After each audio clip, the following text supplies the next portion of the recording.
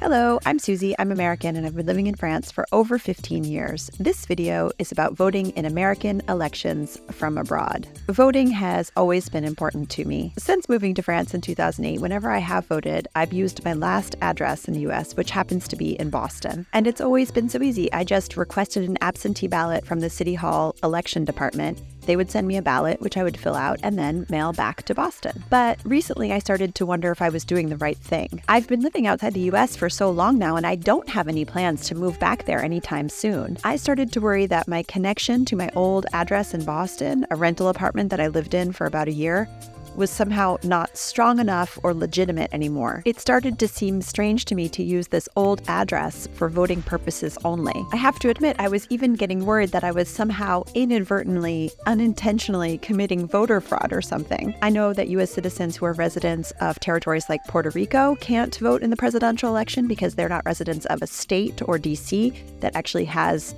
representation and votes in the Electoral College. And so I just started to wonder if it was true for me too. In my logic, I was thinking, why wouldn't it be true for me? I am no longer really a resident of a state. I mean, I was, but I just haven't been for so long at this point. But because voting is important to me, I decided I should try to do a little research and figure out if I could still vote and what address I should be using. Again, I live in France, and I found an address online for the American consulate in Marseille with the word vote in it.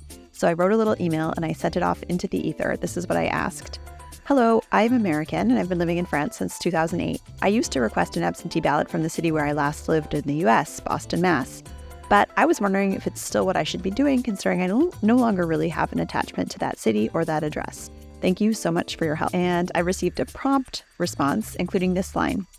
Quote, your state of residency remains always the last one where you lived before moving overseas, even if you do not have any attachments to it.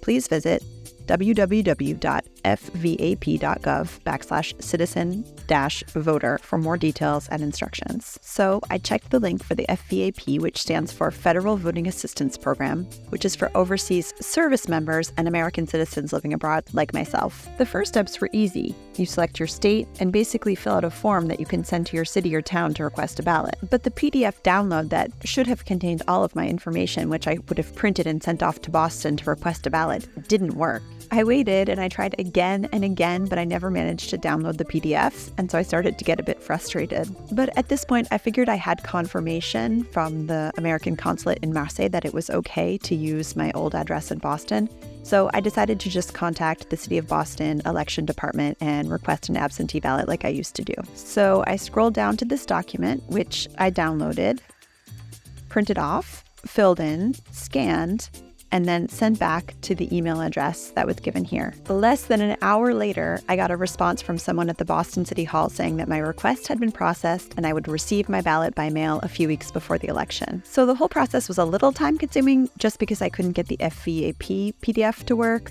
but overall it was very simple, and going into the next election cycle, I'm reassured that it's okay for me to use my old address. If you came to this video looking for encouragement and reassurance to vote, here it is. If you're an American citizen, you can definitely check out the FVAP website for more information, or you can contact your local city hall or town hall in the city or town where you used to live. What has your experience been like voting from abroad? Has it always been simple? Have you had any challenges?